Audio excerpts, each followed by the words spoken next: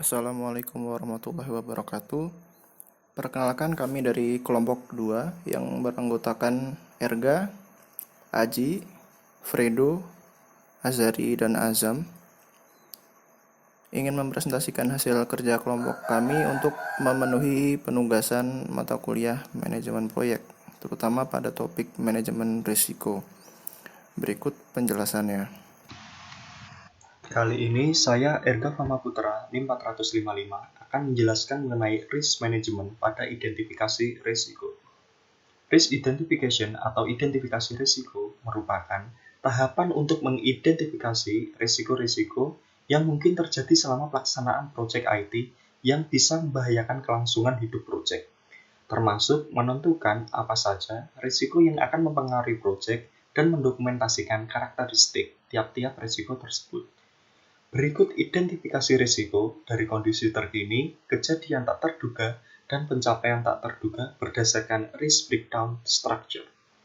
Pada pembuatan proyek yang terdiri dari requirement, analisis dan desain, implementasi, dan testing.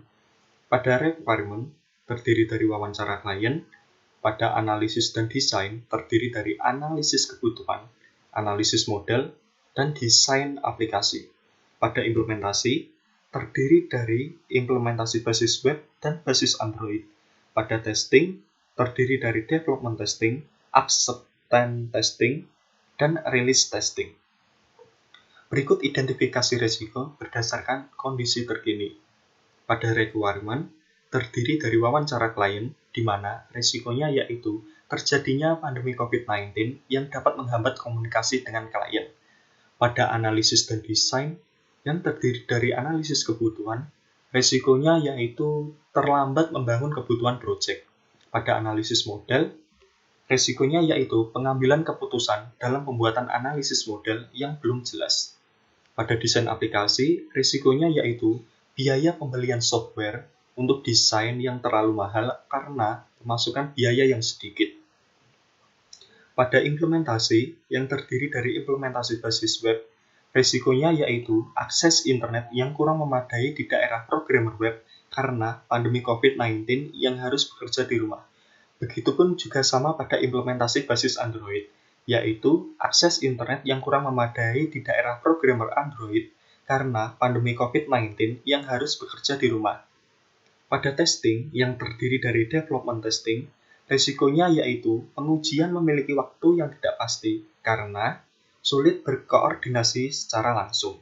Pada acceptance testing, risikonya yaitu sulit untuk bertemu klien agar dapat melakukan acceptance testing. Pada release testing, risikonya yaitu waktu launching aplikasi mundur dikarenakan terjadinya pandemi COVID-19. Selanjutnya akan dijelaskan oleh teman saya yaitu Aji Baskoro. Oke, sekarang kita akan membahas tentang kejadian tak terduga atau resiko yang mungkin terjadi pada saat pembuatan software dalam pandemi ini ya. Yang pertama kita mulai dari requirement. Requirement di sini kita memecahnya menjadi wawancara klien atau mempersempitnya menjadi wawancara klien. Di sini resiko yang terjadi yaitu permintaan klien pada pembuatan proyek dengan skala tinggi dan biaya estimasi rendah. Terus itu nanti akan kita bahas pencapaian tak terduganya karena resiko ini di slide-slide selanjutnya. Terus kita lanjut terlebih dahulu ke analisis dan desain. Di analisis dan desain ini kita memecahnya menjadi 3, yaitu analisis kebutuhan, analisis model, dan desain aplikasi. Di analisis kebutuhan kita mengidentifikasi risiko atau kejadian tak terduganya itu bahwa ada analisis kebutuhan yang dibuat tidak sesuai pada pembuatan proyek yang direncanakan. Terus analisis model, di sini risikonya atau kejadian yang tak terduganya kita mengkira-kira ada kesalahan pada model dalam pembuatan proyek yang harus dibenarkan lagi. Yang ketiga, desain aplikasi. Di desain aplikasi, resikonya yaitu desain aplikasi tersebut tidak menarik dalam pembuatan interface project. Maksudnya mungkin klien ditunjukkan interface-nya, bagi klien itu tidak menarik. Terus kita lanjut di implementasi. Di implementasi itu kita membaginya menjadi yang berbasis web dan berbasis Android. Di sini kedua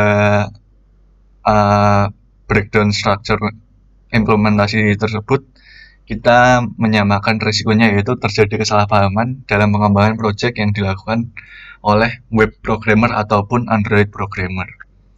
Terus di bagian testing sendiri kita membaginya 3 lagi. Di sini resikonya dalam development testing yaitu masih ada bug atau error pada program yang dibuat. Terus di acceptance atau penerimaan oleh klien tersebut, pengujian masih belum diterima dan harus memperbaiki kode program yang belum usai. Mungkin klien tidak sesuai dengan keinginannya gitu kan. Terus release testingnya kita memberikan risiko bahwa klien tidak sabar dan kesal karena mundurnya sosialisasi launching aplikasi karena terjadi pandemik ini. Terus kita setelah ini masuk ke bagian pencapaian yang tak terduga ya.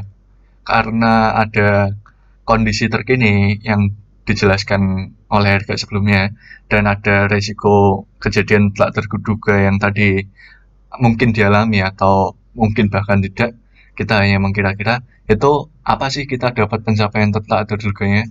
Di requirement sendiri, di wawancara testing, pihak project manager dan klien menyetujui pembuatan project meskipun biayanya rendah dengan permintaan skala yang tinggi. Terus di analisis dan desain, analisis kebutuhannya, pencapaiannya yaitu waktu yang dibutuhkan untuk melakukan analisis kebutuhan semakin lama dari target. Itu merupakan hal negatif untuk kita ya.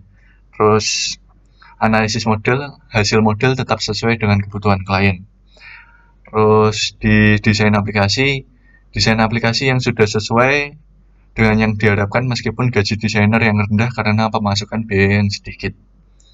Itu mungkin pencapaian dari 2 dulu. Terus selanjutnya di implementasi, ada implementasi web sama dengan implementasi basis Android ya.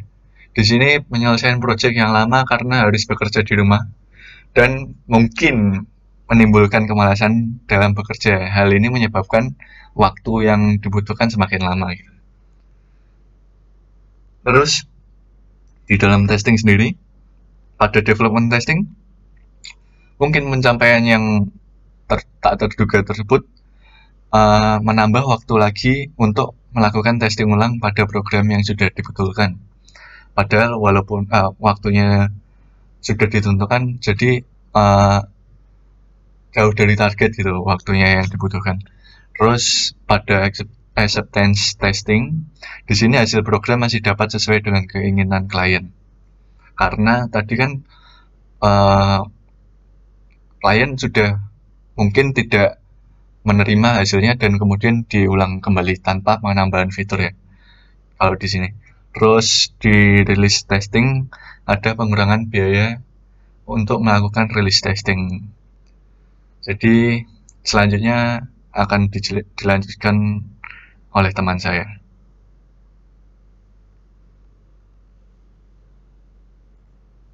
Setelah kita mengidentifikasi resiko pada bagian sebelumnya, pada section kali ini kita akan membahas mengenai mengakses atau menilai resiko. Di sini kami bagi menjadi 3 kategori, yaitu low, medium, dan high. Kami di sini membuat sebuah tabel antara likelihood dengan dampak. Hubungan antara likelihood dengan dampak atau konsekuensi. Di sini kita bisa melihat ada 3 buah warna. Yang hijau itu menunjukkan bahwa resiko yang ditimbulkan adalah kategorinya rendah. Yang kuning berarti kategori medium. Yang merah berarti kategori high atau tinggi. Hasil dari identifikasi resiko pada bagian pertama bisa kita representasikan dalam sebuah tabel berdasarkan risk breakdown structure dari kejadian tak terduga. Di sini pada bagian requirement terdapat sebuah kejadian permintaan klien pada pembuatan proyek dengan skala tinggi dan biaya estimasi yang rendah. Pada kejadian ini kami kategorikan likelihood sebagai high dan dampak sebagai high. Maka jenis risiko yang timbul adalah cost risk. Lalu yang kedua, pada tahapan analisis dan desain. Pada analisis dan desain, kami pecah menjadi 3 buah kejadian. Yang pertama adalah analisis kebutuhan yang dibuat tidak sesuai pada pembuatan proyek yang direncanakan. Kami kategorikan likelihood sebagai medium di sini dan dampak atau konsekuensi sebagai kategori high di sini. Jenis risiko yang ditimbulkan dari kejadian yang ini adalah scope risk atau risiko dalam ruang lingkup. Lalu yang selanjutnya ada analisis model. Ada kesalahan pada model dalam pembuatan proyek yang harus dibenarkan lagi. Kami kategorikan likelihood sebagai medium dan dampak sebagai high. Dan kejadian ini masuk ke dalam jenis risiko scope. Lalu selanjutnya ada desain aplikasi. Desain aplikasi yang tidak menarik dalam pembuatan interface. Kami kategorikan likelihood sebagai medium di sini dan dampak sebagai medium. Jenis resiko yang ditimbulkan adalah quality risk. Selanjutnya di tahapan implementasi. Yang pertama, terjadi kesalahpahaman dalam pengembangan proyek yang dilakukan web programmer. Likelihood kami kategorikan sebagai high di sini dan dampak atau konsekuensi kami kategorikan sebagai medium. Dan jenis resiko yang timbul adalah people risk. Yang selanjutnya adalah kesalahpahaman dalam pengembangan proyek Android. Sama halnya dengan web, kami kategorikan sebagai high di likelihood dan medium pada dampak. Jenis resiko yang timbul adalah people risk. Selanjutnya ke tahapan testing. Dalam tahapan testing, kami bagi menjadi 3 kejadian. Yang pertama saat development testing. Masih ada bug atau error pada program yang dibuat. Kami kategorikan low untuk likelihood dan medium untuk dampak. Jenis resikonya adalah software defect risk. Selanjutnya adalah pengujian acceptance testing. Pengujian masih belum diterima dan harus memperbaiki kode program yang belum selesai. Kami kategorikan low untuk likelihood dan medium untuk dampak. Jenis resiko yang ditimbulkan adalah software defect risk. Selanjutnya adalah release testing. Klien tidak sabar dan kesal pada mundurnya sosialisasi launching karena terjadi pandemi COVID. Kami kategorikan low untuk likelihood dan low untuk dampak. Maka akan timbul di sini jenis resiko time risk. Dari hasil penjabaran tabel tersebut maka akan diperoleh tabel likelihood dan dampak atau konsekuensi dari risk berdasarkan kejadian tak terduga. Kejadian nomor 9, 7, dan 8 dapat dikategorikan dalam risiko yang rendah. Kejadian 4 masuk ke dalam kategori risiko yang medium. Kejadian 1, 2, 3, 5, dan 6 masuk ke dalam kategori yang tinggi. Baik, selanjutnya yaitu respon apa yang diberikan untuk risiko yang telah diidentifikasi. Sesuai dengan risk breakdown structure, terdapat 4, yaitu requirement, analisis desain, implementasi, dan testing. Nah, pada requirement dengan ID reach R1, kejadiannya yaitu permintaan klien pada pembuatan proyek dengan skala tinggi dan biaya estimasi yang rendah. Jenis resikonya cost risk. Respon yang diberikan melakukan pengurangan gaji setiap staf yang mau membangun proyek tersebut. Respon strategi mitigate atau mengurangi. Dan pada tahap yang kedua yaitu analisis and design, terdapat 3, yaitu analisis kebutuhan, analisis model, dan desain aplikasi. Yang pertama yaitu dengan ID reach R2. yaitu analisis kebutuhan. Kejadiannya, analisis kebutuhan yang dibuat tidak sesuai pada pembuatan proyek yang telah direncanakan. Lalu jenis risikonya yaitu scope reach. Respon yang dilakukan, analis memberikan report setiap selesai melakukan analisis kebutuhan kepada klien. Respon strateginya enhance atau menambah. Dan yang kedua yaitu dengan ID reach R3, analisis model. Kejadiannya yaitu ada kesalahan pada model dalam pembuatan proyek yang harus diperbaiki lagi. Dan jenis risikonya scope reach.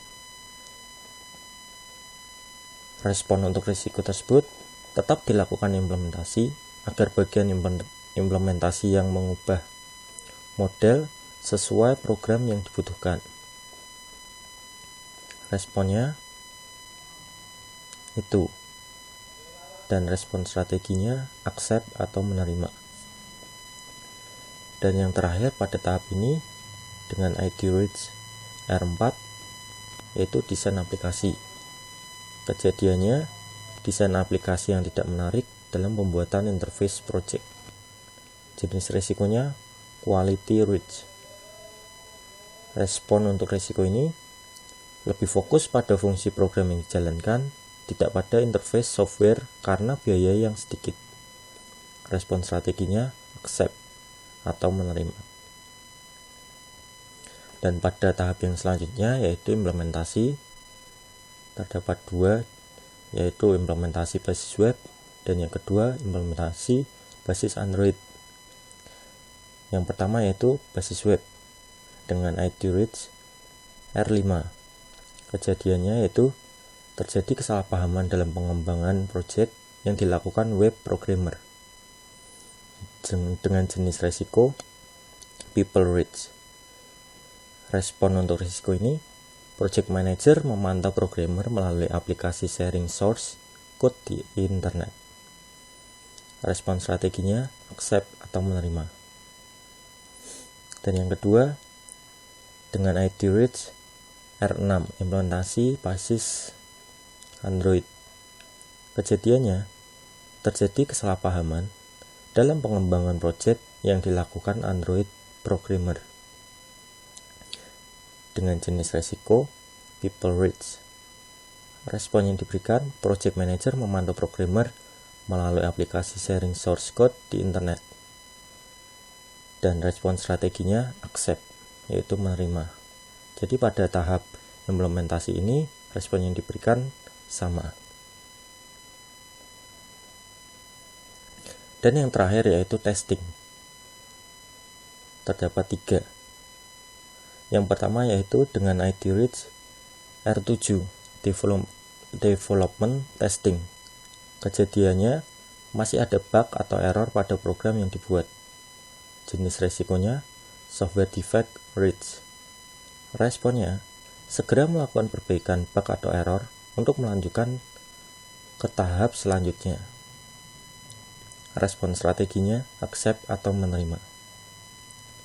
Yang kedua, dengan ID reach R8, acceptance testing. Kejadiannya itu pengujian masih belum diterima dan harus diperbaiki kode program yang belum selesai. Jenis resikonya software defect reach. Respon yang diberikan memperbaiki software sesuai keinginan klien dengan perjanjian tidak ada penambahan fitur. Respon strateginya accept atau menerima. Dan yang terakhir yaitu dengan ID reach R9 release testing.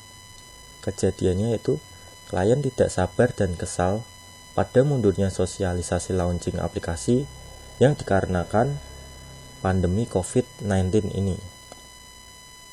Jenis resikonya time reach.